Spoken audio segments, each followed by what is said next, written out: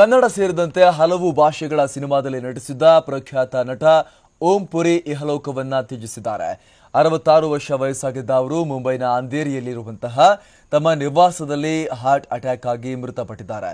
1950 October 18ರಂದು ಜನಿಸಿದ್ದ ಖ್ಯಾತ ನಟ ಓಂ ಪುರಿ ಭಾರತ ಸರ್ಕಾರದ ನಾಗರಿಕ ಗೌರವ ಪದ್ಮಶ್ರೀಗೂ ಕೂಡ ಭಾಜನರಾಗಿದ್ರು. 1977ರಲ್ಲಿ ತೆರೆಕಂಡ ತಬ್ಬಲಿಯು ನೀನಾದೆ ಮಗನೇ ಸಿನಿಮಾ ಮೂಲಕ ಕನ್ನಡ ಸಿನಿಮಾ ರಂಗಕ್ಕೂ ಕೂಡ ಅವರು ಎಂಟ್ರಿಯನ್ನ ಕೊಟ್ಟಿದ್ರು. ಬಳಿಕ ಭರ್ಜರಿ ಯಶಸ್ಸನ್ನ ಕಂಡ್ರು. AK-47, ಸಂತೆಯಲ್ಲಿ ನಿಂತ ಕಬೀರ ಸೇರಿದಂತೆ ಧ್ರುವ ಹಾಗೂ ಟೈಗರ್ ಸಿನಿಮಾಗಳಲ್ಲೂ ಕೂಡ ಇವರು ನಟಿಸಿದ್ರು. ನಟ ಶಿವರಾಜ್ ಕುಮಾರ್ ಅಭಿನಯದ 50ನೇ ಚಿತ್ರ AK-47ನಲ್ಲಿ ವಿಶೇಷ ಪಾತ್ರದಲ್ಲಿ ಮಿಂಚಿದ್ರು. ಭಾರತ ಮಾತ್ರವಲ್ಲದೆ ವಿಶ್ವ ಮಟ್ಟದಲ್ಲಿ ಮಿಂಚಿದಂತಹ ಈ ನಟ 100ಕ್ಕೂ ಅಧಿಕ ಸಿನಿಮಾಗಳಲ್ಲಿ ನಟಿಸಿದ್ರು. 2 ಬಾರಿಯ ರಾಷ್ಟ್ರೀಯ ಪ್ರಶಸ್ತಿ, 6 ಬಾರಿ ಫಿಲ್ಮ್ ಫೇರ್ ಪ್ರಶಸ್ತಿ, 5 ಅಂತಾರಾಷ್ಟ್ರೀಯ ಪ್ರಶಸ್ತಿಗಳಿಗೂ ಕೂಡ ಓಂ ಪುರಿ ಭಾಜನರಾಗಿದ್ರು. 1976ರಲ್ಲಿ ಮರಾಠಿ ಸಿನಿಮಾ ಮೂಲಕ ಸಿನಿಮಾ ರಂಗಕ್ಕೆ ಎಂಟ್ರಿ ಕೊಟ್ಟಿದ್ರು. 40 ವರ್ಷಗಳ ಕಾಲ ಸಿನಿಮಾ ರಂಗದಲ್ಲಿ ಸೇವೆ ಸಲ್ಲಿಸಿದ್ದ ಓಂ ಪುರಿ ಕಂಚಿನ ಕಂಠದ ನಟ ಅಂತಾನೆ ಹೆಸರಾಗಿದ್ರು. 1994ರಲ್ಲಿ ತೆರೆಕಂಡ ವೋಲ್ಫ್ ಹಾಗೂ ಇತ್ತೀಚಿನ ಎ ಮಿಲಿಯನ್ ರಿವರ್ಸ್ ಸೇರಿದಂತೆ 16 ಇಂಗ್ಲಿಷ್ ಸಿನಿಮಾಗಳಲ್ಲಿ ನಟಿಸಿದ್ದಾರೆ. ಅಲ್ಲದೆ 1982ರ ಆರೋಹನ್ ಹಾಗೂ 1983ರ ಅರ್ಧ ಸತ್ಯ ಸಿನಿಮಾದ ನಟನೆಗಾಗಿ ಉತ್ತಮ ನಟ ರಾಷ್ಟ್ರೀಯ ಪ್ರಶಸ್ತಿಯನ್ನ ಕೂಡ ಓಂ ಪುರಿ ಅವರು ಪಡೆದಿದ್ದಾರೆ. ಕೇವಲ ಬಾಲಿವುಡ್ ಮಾತ್ರವಲ್ಲ, ಹಿಂದಿ ಸಿನಿಮಾ ರಂಗ ಮಾತ್ರವಲ್ಲ, ಭಾರತದ 6 ಪ್ರಾದೇಶಿಕ ಭಾಷೆಗಳಲ್ಲೂ ಕೂಡ ಓಂ ಪುರಿ ನಟಿಸಿದ್ರು. ಕನ್ನಡದ ಸಿನಿಮಾ ತಬ್ಬಲಿಯು ನೀನಾದೆ ಮಗನೇ ಸಿನಿಮಾ ಓಂ ಪುರಿ ಅವರ ವೃತ್ತಿ ಜೀವನದ 3ನೇ ಸಿನಿಮಾ. ಅತ್ಯಂತ ಆರಂಭದ ದಿನಗಳಲ್ಲೇ ಅವರು ಕನ್ನಡ ಸಿನಿಮಾಗಳಲ್ಲೂ ಕೂಡ ನಟಿಸಿದ್ರು. ಆದರೆ ಅವರು ನಟಿಸಿರುವಂತಹ ಬ್ಲಾಕ್ ಬಸ್ಟರ್ ಕನ್ನಡ ಸಿನಿಮಾ ಅಂತ ಹೇಳಿದ್ರೆ ಅದು ಡಾಕ್ಟರ್ ಶಿವರಾಜ್ ಕುಮಾರ್ ಅವರ ಅಭಿನಯದ 50ನೇ ಸಿನಿಮಾ AK-47.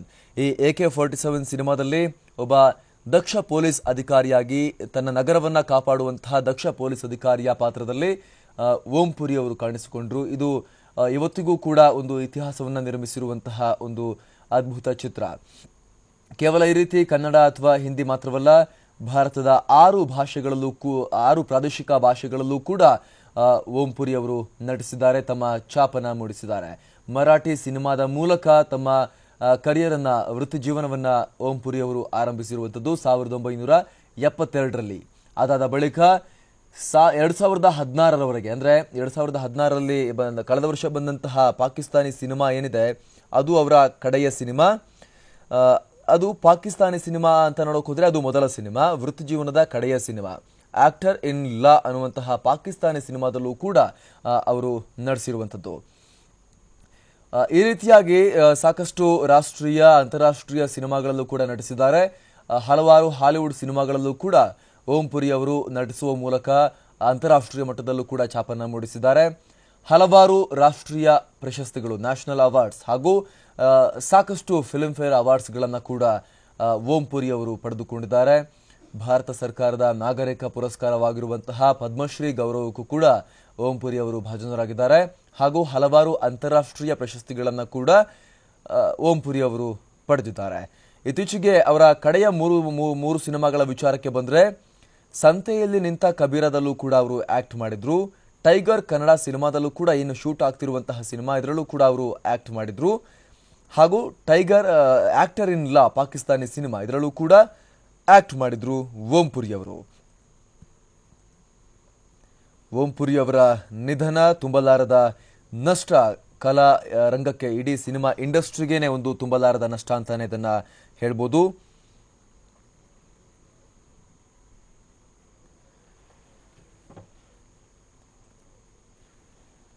ನೂರಾರು, ತಮ್ಮ 3-4 ದಶಕಗಳ ವೃತ್ತಿ ಜೀವನದಲ್ಲಿ 100 ಸಿನಿಮಾಗಳಲ್ಲಿ ಓಂ ಪುರಿ ಅವರು ನಟಿಸಿದ್ದಾರೆ. ವೈವಿಧ್ಯಮಯ ಚಿತ್ರಗಳಲ್ಲಿ ನಟಿಸಿದ್ದಾರೆ.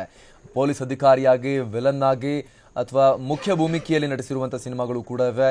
ಈ ರೀತಿಯಾಗಿ ವೆರೈಟಿ ಆಫ್ ಸಿನಿಮಾಗಳಲ್ಲಿ ನಟಿಸಿದ್ದಾರೆ. ಕಲಾ ಚಿತ್ರಗಳಲ್ಲೂ, ಆರ್ಟ್ ಫಿಲ್ಮ್ಗಳಲ್ಲೂ ಕೂಡ ನಟಿಸಿದ್ದಾರೆ. ಕಮರ್ಷಿಯಲಿ ಬ್ಲಾಕ್ ಬಸ್ಟರ್ ಆಗಿರುವಂತಹ ಮೂವಿಗಳಲ್ಲೂ ಕೂಡ ಓಂ ಪುರಿ ಅವರು ನಟಿಸಿದ್ದಾರೆ. ಅವರಿಗೆ 66 ವರ್ಷ ವಯಸ್ಸಾಗಿತ್ತು. 1950 ಅಕ್ಟೋಬರ್ 18ನೇ ತಾರೀಕು ಹರಿಯಾಣದ ಅಂಬಾಲಾದಲ್ಲಿ ಜನಿಸಿದಂತಹ ಓಂ ಪುರಿ ಅವರು ತಮ್ಮ 66ನೇ ವಯಸ್ಸಿನಲ್ಲಿ ಮುಂಬೈನ ಅಂಧೇರಿಯಲ್ಲಿರುವಂತಹ ತಮ್ಮ ನಿವಾಸದಲ್ಲಿ ಹೃದಯಾಘಾತದಿಂದ ಕೊನೆಯುಸಿರನ್ನ ಎಳೆದಿದ್ದಾರೆ.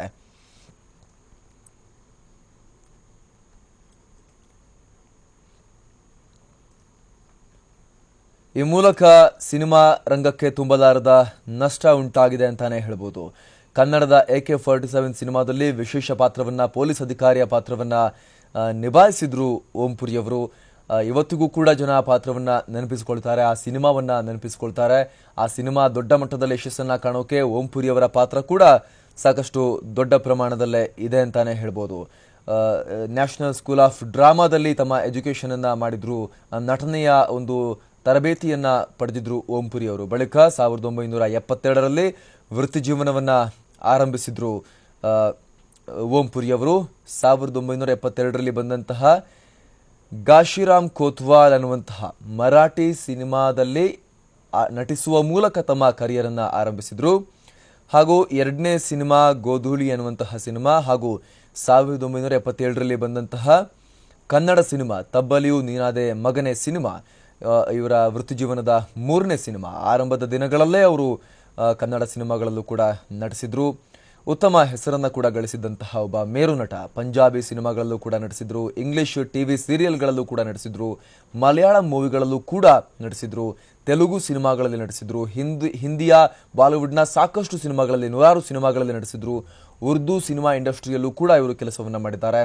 ಹಲವಾರು ಹಾಲಿವುಡ್ ಸಿನಿಮಾಗಳಲ್ಲೂ ಕೂಡ ನಟಿಸಿದ್ದಾರೆ.